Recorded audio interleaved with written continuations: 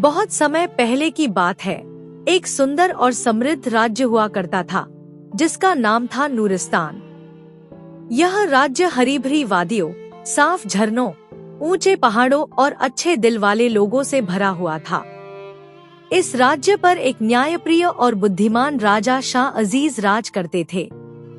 उनकी एक ही बेटी थी जिसका नाम उन्होंने रखा था शहजादी नूर।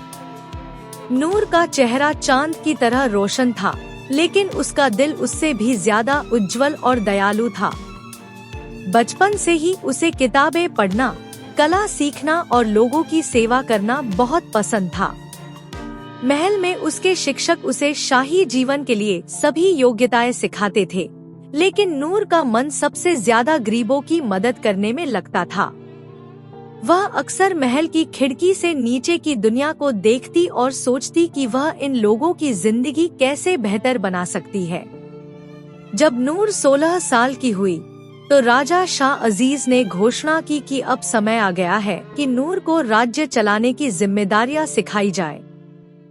नूर बहुत खुश हुई और दिन रात राज्य का प्रशासन, न्याय और लोगों की समस्याओं को समझने में लग गई। लेकिन जिंदगी इतनी आसान नहीं थी। एक दिन राज्य के एक दूर दराज इलाके से खबर आई कि वहां के लोग पानी की भारी कमी से जूझ रहे हैं। नदियां सूख चुकी थी, फसलें बर्बाद हो चुकी थी और लोग पलायन पर मजबूर थे। नूर ने तुरंत अपने पिता से अनुमति ली और कुछ सैनिकों के साथ स्वयं उस इलाके के लिए रवाना हो गई। महल के मंत्रियों ने इसका विरोध किया, लेकिन नूर ने कहा, अगर मैं सिर्फ महल में बैठकर राज करूंगी तो लोगों का दर्द कैसे समझूंगी। जब वह वहां पहुंची तो उसने जो देखा वह दिल को छू जाने वाला था।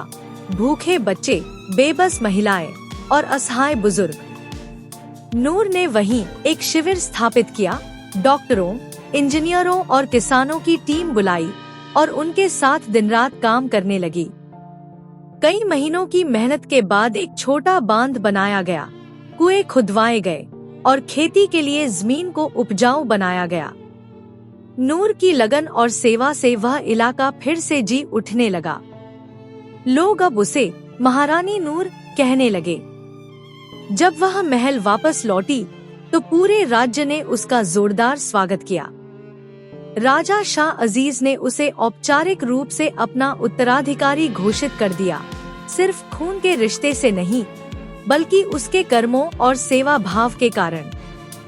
समय बीता, राजा बीमार हो गए और नूर ने राज्य की कमान संभाल ली।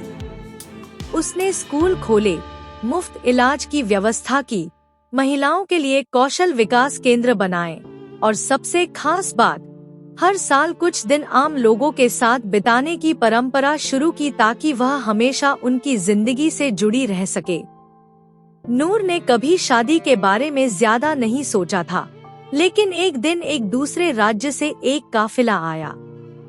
उसमें एक बुद्धिमान, बहादुर और नेकदिल युवक था, आमिर।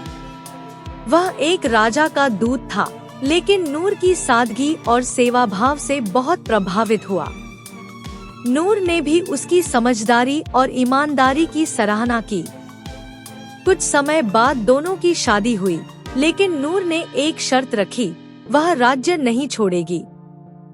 आमिर ने सहर्ष स्वीकार किया और उसके साथ सेवा कार्यों में भागीदार बना।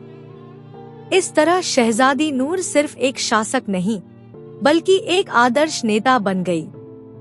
उसकी कहानी आज भी लोगों को यह सिखाती है कि असली महानता सुंदरता या वंश में नहीं बल्कि सेवा, करुणा और चरित्र में होती है।